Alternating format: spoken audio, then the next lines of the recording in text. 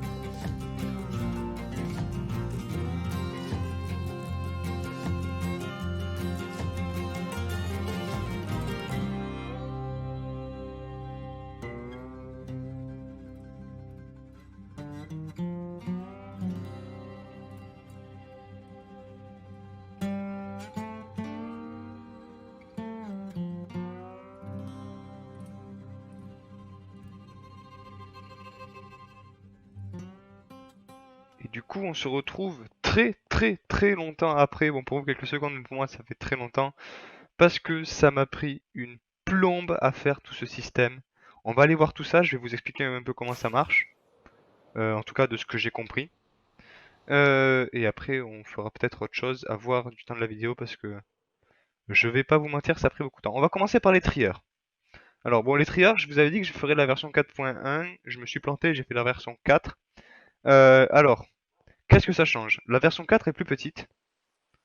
La version 4.1 fait moins laguer. Je vais réussir à monter, vous inquiétez pas.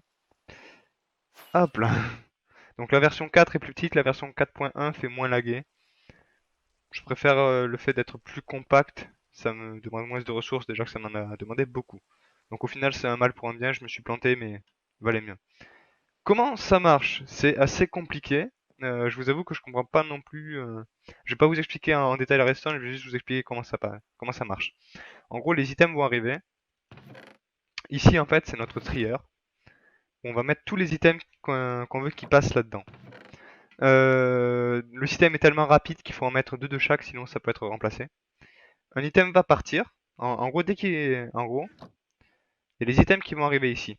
L'item qui arrive là, si il est contenu là-dedans, en gros, il va être absorbé.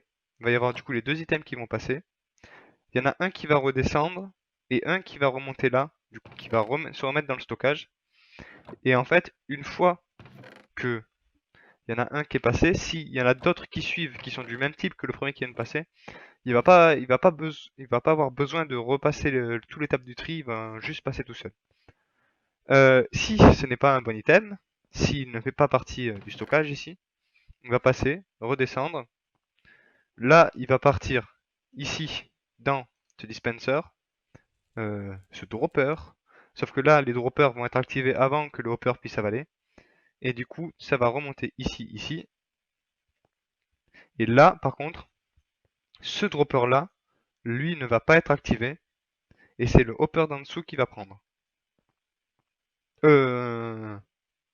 Oui, si, c'est comme ça. C'est complexe. Et du coup, voilà comment on fait un multisorteur. Il y a deux tranches, la tranche A et la tranche B. Alors, tellement, j'aurais pas dû faire ça. Dans le sens où il n'y a pas besoin de faire la tranche A et la tranche B, vu que tranche A et tranche B, ça sert s'il y a vraiment aucun bloc d'écart. Sauf que là, techniquement, j'ai un bloc d'écart entre chaque, du coup, c'est pas bien utile d'avoir fait tranche A et tranche B. Mais je l'ai fait quand même, parce que je m'en suis rendu compte trop tard. Mais c'est pas le seul système que j'ai construit. Bon, comme vous voyez déjà, il y en a beaucoup. Aussi, il y aura sûrement un changement ici. Les hoppers vont sûrement partir ici parce que derrière, il y aura une autre partie de la salle des coffres qui sera dédiée pour autre chose. Dans tous les cas, j'ai fait tout le tour. Ça m'a pris beaucoup de temps. Le timelapse d'ailleurs sera un peu coupé parce que mon internet a craché beaucoup de fois. Et du coup, ça a complètement coupé le timelapse. Du coup, s'il y a beaucoup de coupures dans le timelapse, c'est normal. Ensuite, je me suis attaqué à faire ce qu'on a en plein milieu de cette pièce, qui sont les coffres ici, qui sont là où je vais vider tout mon stuff en soi. Et alors ce petit système pratique me permet de balancer des objets, mais aussi des shulkers pleines, et ça va vider les shulkers. Donc là encore une fois comment ça marche.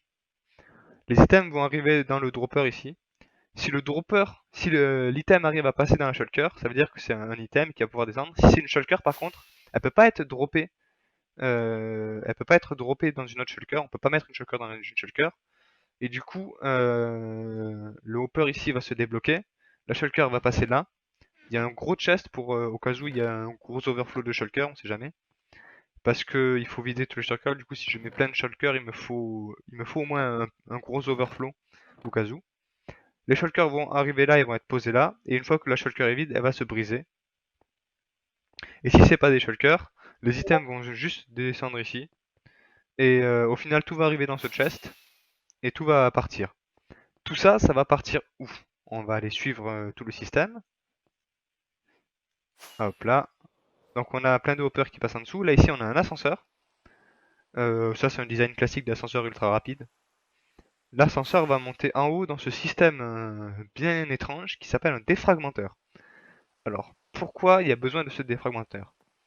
Même si le système tourne à la vitesse des hoppers, il faut quand même légèrement modifier ça parce que parfois peut se retrouver que deux items passent en même temps dans un hopper et ça c'est pas bon.